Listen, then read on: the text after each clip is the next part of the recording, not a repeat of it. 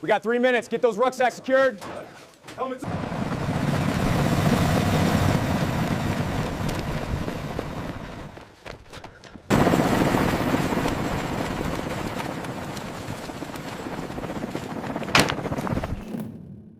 The night sky over the Persian Gulf didn't flicker with the usual intermittent lights of commercial transit. Instead, it was eclipsed by a relentless, low-frequency roar that vibrated through the very bedrock of the region. On the night of March 16, 2026, the United States Air Force executed what tactical historians are already calling the most massive aerial bridge in the history of modern warfare. Under the cover of a total electronic blackout, a fleet of over 100 C-17 Globemaster IIIs bypassed traditional logistical bottlenecks to ferry thousands of elite combat troops directly into the theater of operations. In Tehran, the reaction was instantaneous and visceral, total, unadulterated panic. This isn't just a troop rotation. This is the heavy lift that precedes a final reckoning. While the F-35s have spent weeks surgically removing the regime's eyes, the C-17 fleet has now delivered the hands, the overwhelming ground force required to secure the Iranian plateau and ensure the end for Iran is not just a slogan, but a physical reality. The Iron River, 1,500 miles of continuous lift. The sheer scale of the overnight operation has redefined the limits of military logistics. Flying in tight conveyor belt formations, the C-17s, the workhorses of the Air Mobility Command, created a literal bridge of aluminum and jet fuel from bases in Germany, Kuwait, and Qatar. The global reach execution, utilizing mid-air refueling from a massive canopy of KC-46 Pegasus tankers. These aircraft were able to bypass neutral airspaces, flying hot, routes directly into secured airfields in western Iraq and the recently neutralized coastal strips of Iran. Payload of power. Each Globemaster didn't just carry men. They carried the infrastructure of an occupation. From M2 Bradley fighting vehicles to mobile command centers and tons of precision-guided munitions, the C-17s have deposited a fully functional army on the regime's doorstep in less than 12 hours. Tehran's psychological collapse. In the halls of the Behesht-e command bunker, the arrival of the troop transports has triggered a state of paralysis. For weeks, the Iranian leadership under Mojtaba Khamenei had banked on a long war, a hope that the U.S. would eventually tire of the aerial campaign and hesitate to commit the political and logistical capital required for a ground presence. The sight of C-17s landing every 3 minutes at regional hubs has shattered that delusion.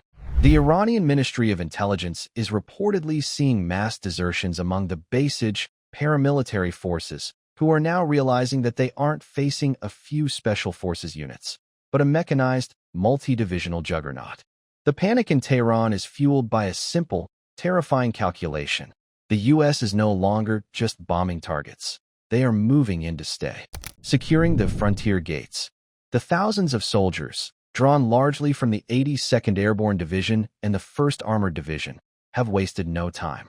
Upon touching down, these units have begun the Frontier Gate Protocol. This involves seizing control of key transit corridors that link the Iranian interior to its proxy networks in Syria and Lebanon.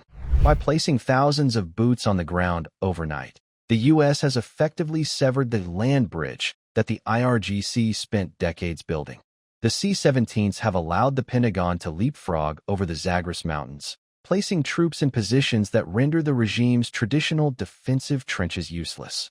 This vertical envelopment, on a grand scale, has turned the entire western border of Iran into a porous sieve. The logistics of infinite depth. Secretary of War Pete Hegseth has been clear about the intent of this massive airlift. We are proving that the United States can move a mountain of steel anywhere on the planet before the sun comes up. This is the ultimate display of industrial endurance. While Iran struggles to find spare parts for its aging transport trucks, the U.S. is rotating a fleet of the world's most sophisticated cargo planes with the precision of a Swiss watch.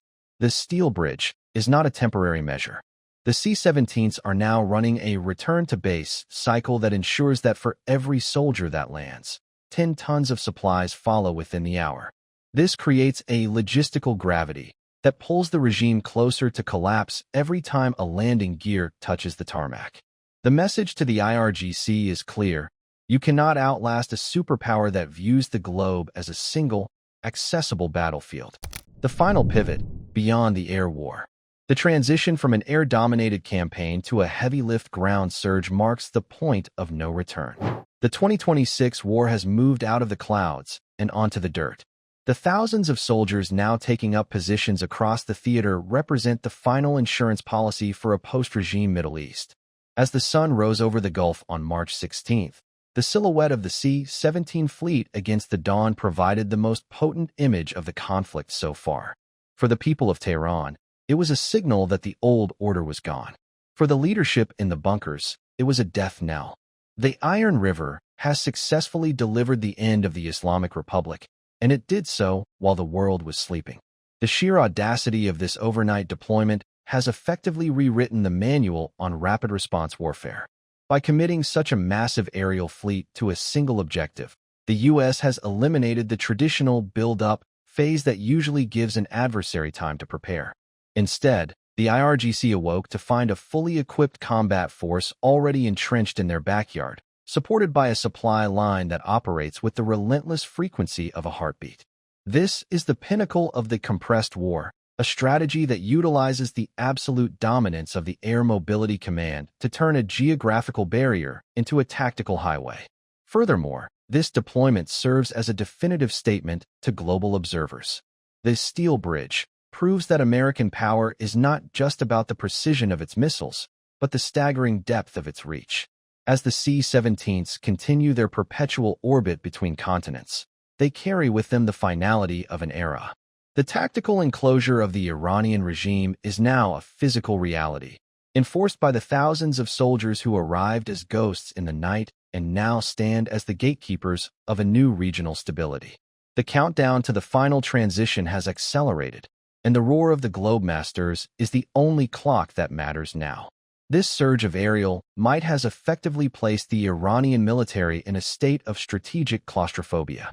With every touchdown of a C-17, the logistical center of gravity shifts further in favor of the coalition forces, making any attempt at an IRGC counteroffensive a tactical impossibility.